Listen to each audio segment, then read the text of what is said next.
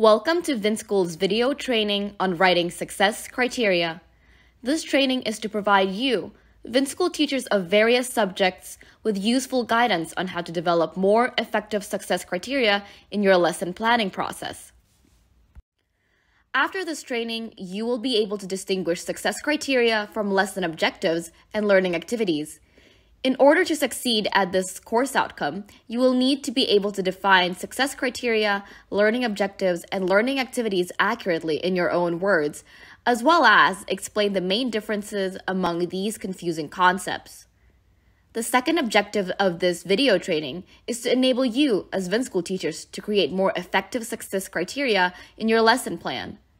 To achieve this objective, you will need to be able to present all the required features of effective success criteria, then write success criteria that meet those requirements, and finally, justify the effectiveness of those criteria.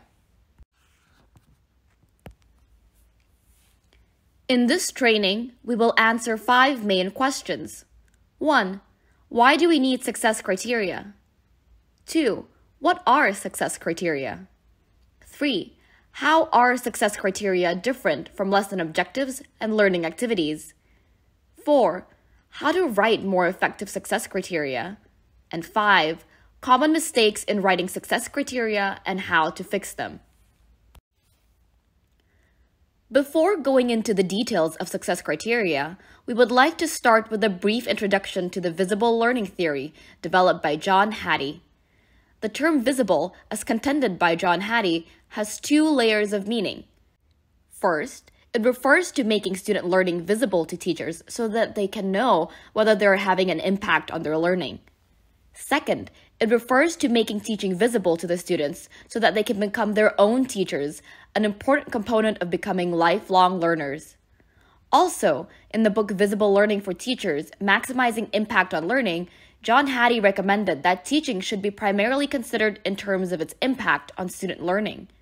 Starting from this point, and after analyzing more than 50,000 studies related to student achievement and completing more than 800 meta-analyses, he came up with a barometer to measure the influence or impact of different factors on student learning.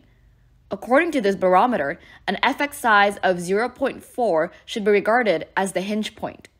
Although almost any intervention can claim to work to some extent, we need to be more discriminating, focusing on implementing those interventions of 0.4 and above because those are the ones that will truly improve student achievement. As you can see from the slide, almost all the instructional strategies emphasizing lesson objectives and success criteria have an effect size which is above the hinge point. Another factor, which we believe should be among the most important factors, is clarity, which has an effect size of 0.75, equivalent to nearly 2 years of growth for students within 1 year. So how can we bring clarity to the student learning outcomes? One possible answer is clear lesson objectives and success criteria. The first is being clear about what is to be learned, the objective. And the second is having a way to know that the learning has been learned, the success criteria. And these both must be visible for teachers and students. We would like to emphasize once again that clarity is the focal point because of its impact on all the other practices. For example, for students to have a plan and for teachers to develop a plan to allow students to close their learning gaps, they have to be clear about what they're trying to do and where they are going. It is when the lesson objectives come in as the destination. Then it is possible to talk about lesson objectives without mentioning assessment. How are we going to know if students are achieving lesson objectives?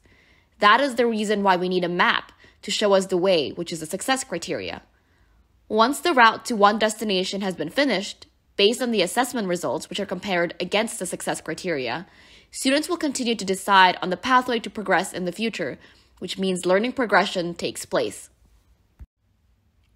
In order to bring such clarity to our teaching and learning, we should follow a step-by-step process as shown in the table. Take one standard as the first step and then restate it into unit outcomes, and more specifically, into lesson objectives. Step 2 answers this question about the what. When the what has been created, the process comes to the next step of creating the how, the success criteria. Of course, no lesson is centered around only one single standard, but our idea is that if teachers can understand the process around one, then they can, on a follow-up, expand the process and bring in other standards that they will teach together in one unit of study. So we have discussed quite a lot about the why for having the success criteria. It's time to explore the concepts to really see what success criteria are and their effects on student learning. In the words of Shirley Clark, a prominent expert in formative assessment, success criteria summarize the key steps or ingredients the students need in order to fulfill the learning intention or learning goal. The main things to do, include, or focus on. As defined by the Australian Institute for Teaching and School Leadership, success criteria are the measures used to determine whether and how well learners have met their learning intentions. To put simply, lesson objectives answer the question, we are learning to, while success criteria answer the question, what I'm looking for. Here are some main characteristics of success criteria. First, success criteria define the pathway learners take to meet the lesson objective. When we talk about a particular knowledge, understanding, or competence in the lesson objective, we need to define what that looks like. In other words, what are the ingredients necessary for learners to bring together what will represent the lesson objective? It is critical to emphasize that the path doesn't need to be easy, but it has to be clear. By the end of the day, there must be a definition about how to move forward in the learning. In addition, we need to remember that there will never be one and single pathway to reach any destination. There are always different pathways to get to the same level of complexity. That's why success criteria will vary from class to class even though learners are learning the same stage. Second, success criteria include multiple steps that lead to successful learning. In other words, success criteria must define the learning pathway in the form of a progression. It can't be one and done statement. It has to be a step of things that lead to the lesson objective. Again, the progression doesn't need to be easy, but it has to be clear. Third, success criteria allow us and our learners to monitor progress toward the lesson objective. In order to do so, success criteria must be constructed in a way that informs assessments, informs tasks, and informs teachers' instructional strategies and approaches. They must be observable and measurable so that teachers can monitor learner progress and learners can monitor their own progress. They must lead to self-regulation, self-reflection, self-monitoring, and ultimately self-reflection. Because of this characteristic, it is recommended that success criteria are not what only teachers determine. Learners should be empowered to get involved in developing and discussing success criteria after the lesson objectives are introduced. The idea is to get students engaged in and enjoying the challenge of learning that will keep them invested in and committed to school. Writing success criteria seems to be a daunting task. Nevertheless, it is well worth the effort because of its importance. Effective success criteria enables teachers to evaluate students' attainment of intended objectives, allow teachers to make necessary adjustments for future lessons, enable them to adapt the criteria to suit the competency levels and needs of each class, and give students the chance to own the learning process. So, how exactly are success criteria different from lesson objectives? First, while lesson objectives specify the learning intended in a lesson, success criteria indicate how students can demonstrate that learning. Second, while lesson objectives refer to understanding or skills, success criteria refer to performance. Last, while lesson objectives answer the question, where are we going? Success criteria answer the question, how do we know if we got there? It is worth noting that despite these differences, success criteria are derived from lesson objectives and should therefore be aligned with them. What about the differences between success criteria and learning activities? First, success criteria indicate how students can demonstrate lesson objectives, whereas learning activities are designed to achieve the learning objectives. Success criteria are like signals or signposts, which let students know when they have achieved the lesson objectives, while learning activities are like different means of transport driving learners towards the destination. That's why success criteria answer the question, how do we know if you got there? Whereas learning activities answer the question, How do we get there? Finally, success criteria will inform the design of learning activities. And through learning activities, students are given chances to demonstrate success criteria. To recap, good success criteria are closely linked to the lesson objective. Just like lesson objectives, success criteria must be planned in advance before the lesson is delivered.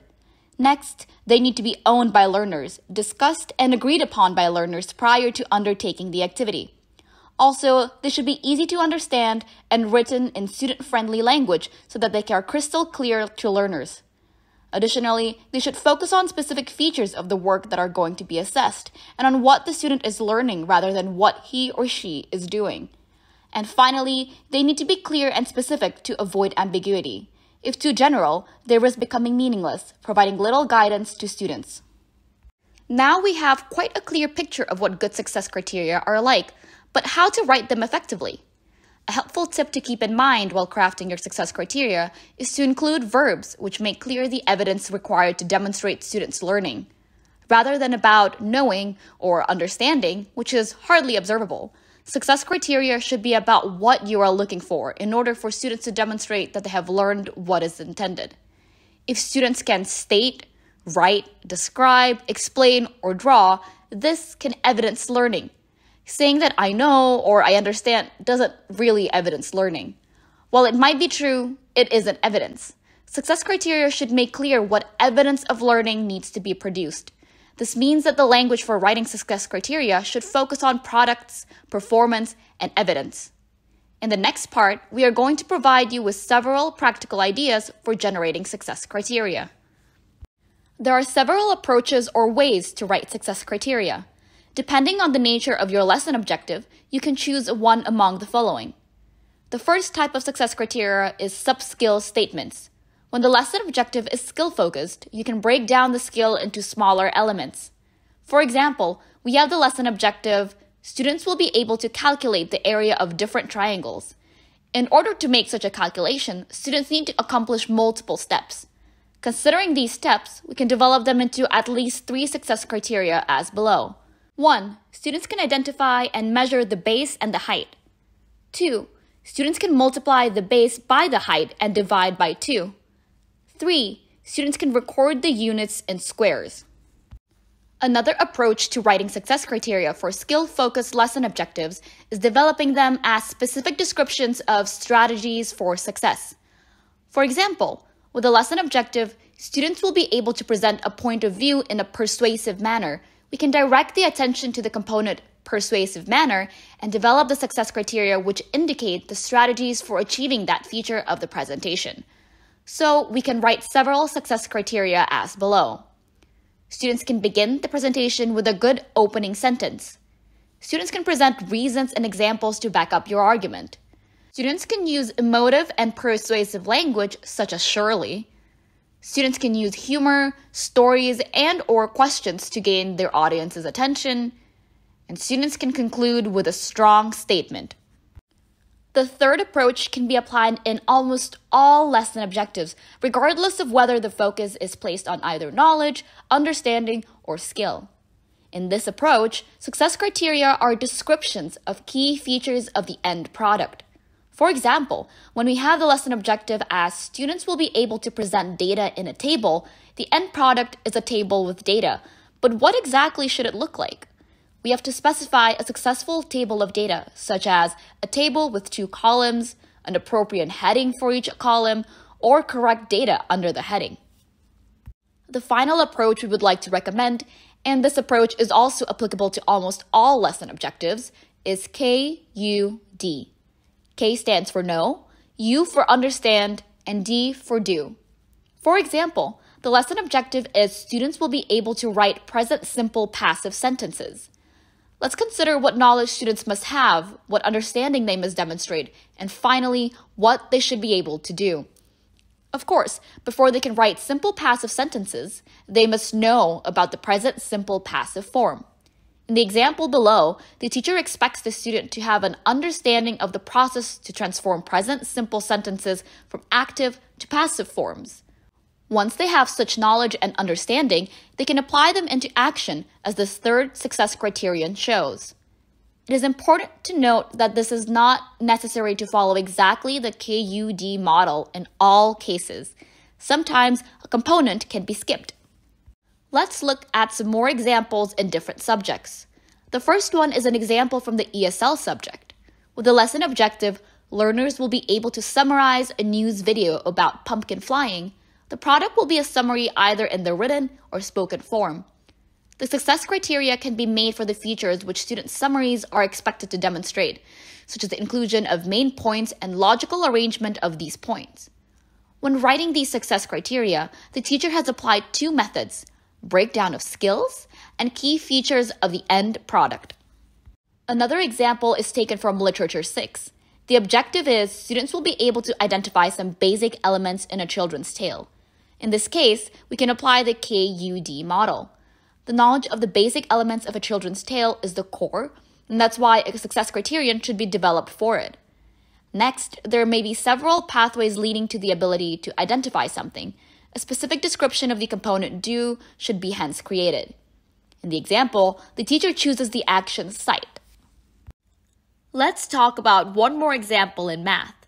There's this lesson objective of draw and explain pie charts in the probability and statistics branch for grade 7, which is equivalent to stage 8 in the Cambridge program. In order to reach the objective, there are a lot of steps and checkpoints that students are required to pass to make sure that they are succeeding. Firstly, learners should be able to calculate the central angles corresponding with the frequencies of values in the frequency table. If students cannot pass this checkpoint, then it is very unlikely that they can draw and explain pie charts.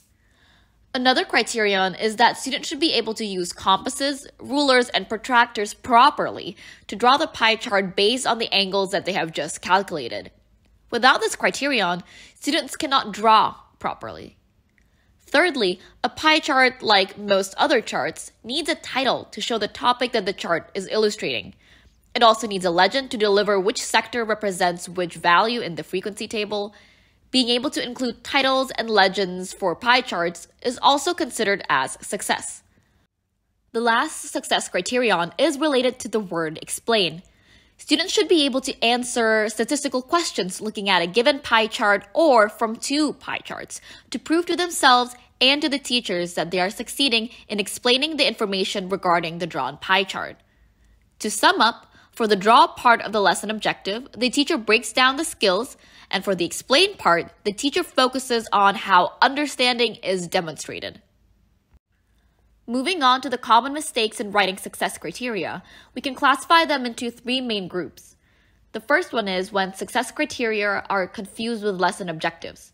The second is when success criteria are confused with learning activities. And the third is when success criteria are confused with class KPIs. The first common mistake is confusion between success criteria and lesson objectives.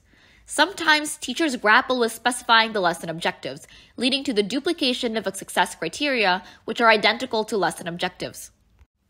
So how can we fix this mistake? Starting with an analysis of the skills embedded in the lesson objectives, we can see such verbs like plan, write, edit, and proofread. There are different steps in the writing process and should lead to different results. Another aspect which needs to be considered is the writing genre description. Linguistics features of a description must be demonstrated in the success criteria. On the slide, you can see some examples of success criteria for the provided lesson objectives. There are, of course, other possible success criteria. For example, depending on the preferences and learning styles of the students in that particular class, teachers may choose 1. Other methods for planning other than brainstorming in groups, for example, mind mapping, or 2. Other writing formats apart from paragraphs, for example, slides, newspaper articles, and etc. Another kind of mistake in this group is misalignment between success criteria and lesson objectives. Let's look at the example on the slide. Whereas the lesson objectives address the topic how to become an active citizen, the success criterion introduces a different topic, the importance of being an active citizen. Shown on the slide are several suggestions for success criteria linked to this lesson objective. Success criteria can focus on performance or strategies as in number 1, or on expected end products as in number 2 and 3. Let's move to the next mistake group regarding confusion between success criteria and learning activities. In the example shown on the slide, the statement, "The student can do the exercise in the textbook," is merely an activity. It cannot define successful identification and discrimination between simple and complex words as stated in the lesson objective. Several questions may immediately arise when we read such a statement of success criteria. What kind of exercise is this? What skill do students need to demonstrate in that exercise? How well do students need to perform? What should the end product look like? So here is how we can fix that mistake as below. First, we can clarify the end product of a discrimination, which is a list of differences between simple words and complex words. Second, we can clarify the performance of identifying as explaining why a word is simple or complex. Besides these sample success criteria, teachers can think of some more depending on what they expect their learners to demonstrate. The last mistake group, which has been made by a lot of teachers, is the confusion between success criteria and the class KPI. Many teachers simply copy the lesson objective and put a percentage in front of that to determine a criterion for a successful lesson. For example, 90% of learners can write a very big or very small number in standard form was written as a success criteria for a maths class in grade 8. Does this sound like a criterion to determine student success or the teacher's success? The fact is, success criteria are about every single student in the class, not about the teacher's KPI. Should we just accept that our remaining 10% of students in the class cannot achieve the lesson objective? If we leave them there, how can they progress related to this objective within the same school year and in upcoming school years? We should see success criteria as the lowest expectation for all students in the class to be able to meet the lesson objective. Some students can do better or much better, but all of them should achieve the success criteria set by teachers. So teachers, each of you can design your own success criteria for your lessons based on the average level of students. Here are some examples of effective success criteria based on the level of student performance. If your class has many quick learners who usually achieve good results in assessments, or they performed very well in the previous lessons related to this topic within the school year or in the last school year, you can confidently set the success criteria as learners can write all numbers correctly in standard form as 8 times 10 to the power of n, with 1 is smaller than or equal to a, which is smaller than 10, and n is an integer. However, if that's not the case, you can set a more achievable success criteria as learners can write most numbers correctly in standard form as 8 times 10 to the power of n, with teachers' support regarding the value of a, that 1 is smaller than or equal to a, which is smaller than 10. Remember, differentiation is key when it comes to success criteria. That is the reason why we encourage teachers to set the success criteria for their own classes or their own lessons instead of providing readily available success criteria on the mapping portal. We have gone through all the contents of this training video. Shown on the slides are references that we have read during the process of developing the training content. Thank you for listening.